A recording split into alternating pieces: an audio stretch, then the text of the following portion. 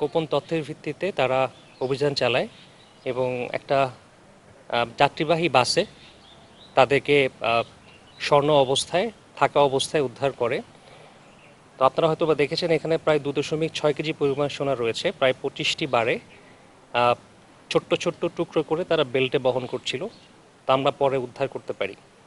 এই উদ্ধারকৃত স্বর্ণের বর্তমান বাজার মূল্য প্রায় 2,60,00,000 টাকা।